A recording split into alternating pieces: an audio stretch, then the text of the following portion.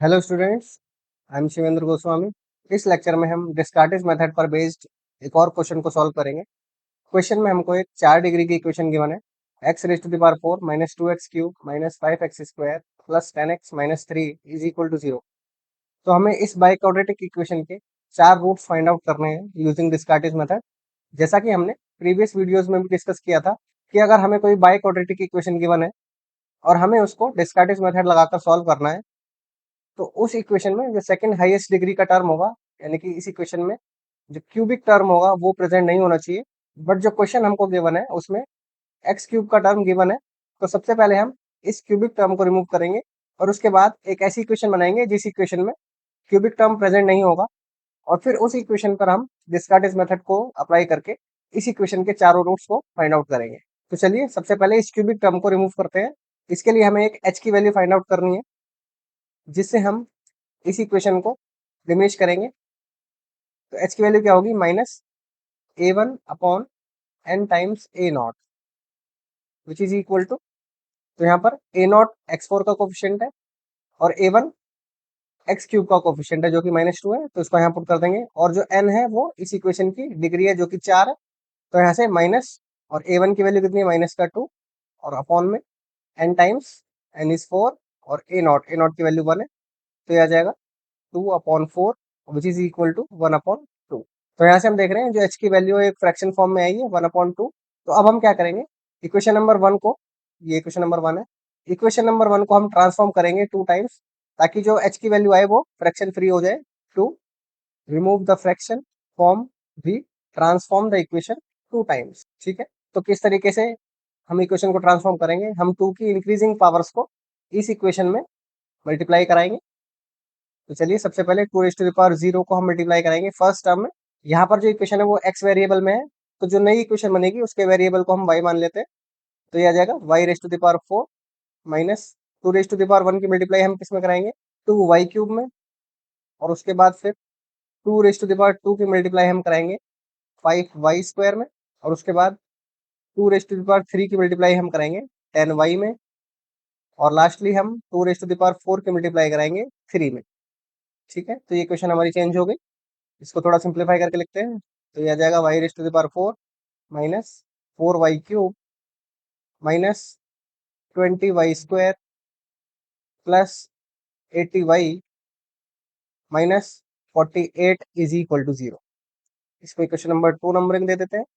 तो ये जो क्वेश्चन नंबर 2 आई, इस इक्वेशन के जो रूट्स होंगे वो ओरिजिनल इक्वेशन के कंपैरिजन में 2 टाइम्स होंगे, क्योंकि हमने जो इक्वेशन नंबर 2 निकाली है वो 2 टाइम्स करके निकाली है। सो हेयर y जो है वो 2x है। ठीक है, चलिए अब देखते हैं एच की वैल्यू निकाल के क्या वो फ्रैक्शन फ्री हुई है या नहीं।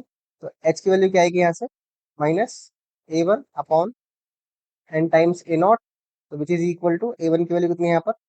माइनस का 4, और अपॉन में n इज 4, एंड n जो है डिग्री है, और a नॉट की वैल्यू कितनी है? वो की 1। तो ये कितना आ जाएगा? ये आ जाएगा 1। तो यहाँ से हम देख रहे हैं जो h की वैल्यू आई है वो फ्रैक्शन फ्री आई है। तो अब हम क्या करेंगे, इस h की वैल्यू से हम इक्वेशन नंबर 2 को डिमिनिश करेंगे। तो डिमिनिश करने के बाद जो रिजल्टिंग इक्वेशन होगी वो क्यूबिक टर्म से फ्री होगी, यानी कि हम उसमें से क्यूब वाला टर्म रिमूव कर चुके होंगे। ठीक है, now we diminish equation number 2 by h is equal to 1। तो इक्वेशन नंबर 2 को h इज इक्वल टू 1 से डिमिनिश करने के लिए हम h इज इक्वल टू 1 से इस इक्वेशन को डिवाइड करेंगे using synthetic division. So using synthetic division, तो सबसे पहले हम इक्वेशन नंबर 2 के जो कोफिशिएंट्स हैं उनको यहाँ लिख लेंगे। पहला कोफिशिएंट 1 है, फिर -4, फिर -20, फिर है 80, और उसके बाद है माइनस का 48, और हमें इस इक्वेशन को 1 से डिवाइड करना है। तो यहाँ से 1 एज इट इज आ जाएगा, और 1 की मल्टीप्लाई 1 में कराएंगे तो 1, और इन दोनों टर्म्स को हम ऐड करा देंगे तो ये आ जाएगा माइनस का 3। फिर 1 की मल्टीप्लाई -3 में कराएंगे तो ये आ जाएगा माइनस का 3, और इन दोनों टर्म्स को हम ऐड करेंगे तो आ जाएगा माइनस का 23। फिर 1 की मल्टीप्लाई -23 में कराएंगे तो आ जाएगा माइनस का 23, और इन दोनों टर्म्स को हम ऐड कराएंगे तो आ जाएगा हमारे पास 57। फिर 57 की मल्टीप्लाई 1 में कराएंगे तो आ जाएगा 57, और इन दोनों टर्म्स को जब हम ऐड कराएंगे तो आ जाएगा 9। ठीक है, फिर से वही करेंगे, 1 को एज इट इज नीचे लिख लेंगे और 1 की मल्टीप्लाई 1 में कराएंगे, 1 आ जाएगा, और इन दोनों टर्म्स को हम ऐड कराएंगे तो आ जाएगा माइनस का 2। फिर से -2 की मल्टीप्लाई 1 में, तो माइनस का 2 और इन दोनों टर्म्स को ऐड कराएंगे तो ये आ जाएगा माइनस का 25। फिर 1 की मल्टीप्लाई -25 में तो ये आ जाएगा माइनस का 25 और इन दोनों टर्म्स को हम ऐड करा देंगे तो ये आ जाएगा 32। फिर से इसको रिपीट करेंगे 1, यहाँ से 1 आ जाएगा, इन दोनों को ऐड करेंगे माइनस का 1 और ये माइनस का 1, ये आ जाएगा माइनस का 26 एज इट इज 1 और यहाँ पर कितना आएगा 1 और इन दोनों को ऐड करेंगे तो 0 और लास्ट में ये 1 एज इट इज यहाँ आ जाएगा। तो अब इन नंबर्स को हम बोलेंगे ये A0 है, ये A1 है, ये A2, ये A3 और ये A4। तो अब हम A0, A1, A2, A3 और A4 का यूज करके डिमिनिश्ड इक्वेशन को लिखेंगे तो क्या आ जाएगा, the equation diminished by h is equal to 1 is A0 z raise to the power 4 plus A1 z cube plus A2 z square plus A3 z और प्लस में A4 इज इक्वल टू 0। तो यहाँ से अब A0, A1, A2, A3 और A4 की values को हम यहाँ से पुट कर लेंगे तो क्या आ जाएगा हमारे पास z raise to the power 4, A1 0 है, minus 26 z square plus 32 z और प्लस में 9 इज इक्वल टू 0। इसको नाम रख लेते हैं इक्वेशन नंबर थर्ड। तो अब हम देख रहे हैं जो इक्वेशन नंबर थर्ड है उसमें जो क्यूब वाला टर्म है वो रिमूव हो चुका है, z raise to the power 4 के बाद z स्क्वायर वाला टर्म है। तो अब हम डिस्कार्ड्स मेथड को इजीली अप्लाई कर सकते हैं। Now we apply Descartes method on equation number 3। तो डिस्कार्ड्स मेथड को अप्लाई करने के लिए सबसे पहले हम लेट कर लेते हैं कि जो इक्वेशन है एफ जेड क्या है वो z raise to the power 4 minus 26 z square plus में 32 z और प्लस में 9। ठीक है, अब हम क्या करेंगे इस एफ जेड को दो क्वाड्रेटिक इक्वेशंस के पेयर में रिड्यूस करेंगे। F Z is equal to Z square minus P Z plus में क्यू और जो सेकंड क्वाड्रेटिक फैक्टर होगा उसको मानेंगे जेड स्क्वायर प्लस में पी जेड और प्लस में क्यू डैश। ठीक है, तो यहाँ से एफ जेड की वैल्यू को हम ये पुट कर देते हैं, ये आ जाएगा z raise to the power 4 minus 26 z square plus में 32 जेड और प्लस में 9 इसके बराबर हो जाएगा। इनकी आपस में मल्टीप्लाई करा देते हैं तो यहाँ से आ जाएगा z raise to the power 4 plus p z cube plus में क्यू डैश जेड स्क्वायर। फिर माइनस पी जेड की मल्टीप्लाई तीनों टर्म्स में कराएंगे तो आ जाएगा माइनस का p z cube minus p square z square minus p q z. फिर क्यू की मल्टीप्लाई इन तीनों टर्म्स में कराएंगे तो आ जाएगा क्यू जेड स्क्वायर प्लस में पी क्यू जेड और प्लस में क्यू इंटू क्यू डैश। तो यहाँ से पी जेड क्यूब से पी जेड क्यूब कैंसिल हो जाएगा तो क्या आएगा हमारे पास z raise to the power 4 minus 26 z cube plus 32 z और प्लस में 9 is equal to z raise to the power 4 और जो जेड स्क्वायर वाले टर्म्स है उनको हम एक साथ लिख लेंगे तो क्या आ जाएगा यहाँ से क्यू प्लस क्यू डैश और माइनस का टी स्क्वायर, ये आगे जेड स्क्वायर वाले टर्म और उसके बाद अब इसी तरीके से जेड वाले टर्म्स को भी लिख लेंगे, एक एरा और एक एरा। तो क्या आ जाएगा यहाँ से पी क्यू माइनस का पी क्यू डैश, ये जेड वाले टर्म्स हो गए और लास्ट में क्यू क्यू डैश। अब हम क्या करेंगे जो जेड स्क्वायर वाले टर्म है और जेड वाले टर्म है और जो कॉन्स्टेंट वाला टर्म है इनके कोफिशिएंट्स को हम कंपेयर कराएंगे। Now comparing the coefficients of Z square Z and constant term. ठीक है, इनको हम कंपेयर कराएंगे तो यहाँ से क्या आ जाएगा q plus q dash minus का p square is equal to minus का 26 और उसके बाद p q minus p q dash की वैल्यू कितनी आ जाएगी 32 और क्यू क्यू डैश की वैल्यू कितनी आ जाएगी 9। इसको थोड़ा सिंप्लीफाई करके लिखते हैं तो यहाँ से क्यू प्लस क्यू डैश की वैल्यू कितनी हो जाएगी पी स्क्वायर माइनस का 26 और यहाँ से पी को कॉमन लेके लिख लेते हैं तो क्यू माइनस क्यू डैश की वैल्यू कितनी आ जाएगी 32 और क्यू क्यू डैश की वैल्यू 9 ही रहेगी। इसको थोड़ा और सिंप्लीफाई कर सकते हैं हम, यहाँ से क्यू माइनस क्यू डैश की जो वैल्यू होगी वो क्या आ जाएगी 32 अपॉन में पी। ठीक है, अब इसके बाद हम एक फॉर्मूला यूज करेंगे जो कि हमने प्रीवियस वीडियोस में भी किया था। क्या था वो फॉर्मूला कि ए माइनस बी का जो होल स्क्वायर होगा वो किसके बराबर होगा ए प्लस बी का होल स्क्वायर और माइनस में 4 टाइम्स ए बी। ठीक है, इसी फॉर्मूले को हम यूज करेंगे तो यहाँ से क्या आ जाएगा क्यू माइनस क्यू डैश का square is equal to q plus q dash का स्क्वायर और माइनस में 4 times q into q dash. तो यहाँ पर अब इनकी वैल्यूज पुट कर देते हैं तो यहाँ से क्यू माइनस क्यू डैश की वैल्यू कितनी है 32 अपॉन पी तो आ जाएगा 32 अपॉन में पी का होल स्क्वायर और क्यू प्लस क्यू डैश की वैल्यू कितनी है पी स्क्वायर माइनस में 26 का होल स्क्वायर और माइनस में 4 इंटू क्यू डैश की वैल्यू कितनी है 9, तो 9 आ जाएगा। इसको ओपन करेंगे तो आ जाएगा 1024 और अपॉन में p square which is equal to, इसको ओपन करेंगे तो आ जाएगा p raise to the power 4 plus में 676 और माइनस में 52 पी स्क्वायर और माइनस में 36। अब पी स्क्वायर की मल्टीप्लाई इधर करा देंगे तो ये इक्वेशन क्या बन जाएगी 1024 is equal to p raise to the power 6 minus 52 p raise to the power 4 और ये आ जाएगा प्लस 676 में से 36 माइनस करेंगे तो 640 और ये आ जाएगा 640 पी स्क्वायर। ठीक है, इसको थोड़ा और सिंप्लीफाई करके लिख देते हैं तो ये आ जाएगा p raise to the power 6 minus 52 p raise to the power 4 plus 640 p square और माइनस का 1024 इज इक्वल टू 0। ठीक है, तो यहाँ से हमें एक 6 डिग्री की इक्वेशन मिली है। अब हम इस इक्वेशन को एक क्यूबिक इक्वेशन में कन्वर्ट करेंगे by putting p square is equal to t. तो हमें क्या इक्वेशन मिलेगी t cube minus 52 t square और प्लस में 640 t minus 1024 is equal to 0। अब हम इस क्यूबिक इक्वेशन का एक रूट फाइंड आउट करेंगे by trial method. So by trial method तो यहाँ से हमें देखेंगे कि जो t इज इक्वल टू 16 है वो इसका एक रूट बनेगा। t is equal to 16 satisfies the above equation. ठीक है, और t की वैल्यू कितनी थी पी स्क्वायर, तो इसका मतलब पी स्क्वायर की वैल्यू कितनी आई है 16 आ गई है। ठीक है, तो यहाँ से जो p की वैल्यू आएगी वो क्या आएगी प्लस माइनस का 4। तो अब हम यहाँ से p की एक वैल्यू को लेकर q और q डैश की वैल्यूज को भी फाइंड आउट करेंगे। तो यहाँ से हम देख रहे हैं कि q प्लस क्यू डैश किसके बराबर है पी स्क्वायर माइनस 26। तो यहाँ पर p की वैल्यू मान लेते हैं 4 ली हमने, तो 4 square minus 26 q plus q dash आ जाएगा और q माइनस क्यू डैश कितना आ जाएगा 32 अपॉन p। ठीक है, तो यहाँ से इन दोनों इक्वेशन को सॉल्व करते हैं। So when p is equal to 4 तो q प्लस क्यू डैश कितना आ जाएगा पी स्क्वायर माइनस 26, तो ये कितना बनेगा q plus q dash is equal to 4 का स्क्वायर और माइनस में 26। तो यहाँ से q प्लस क्यू डैश की वैल्यू कितनी आ जाएगी 16 माइनस 26, इसका मतलब माइनस का 10।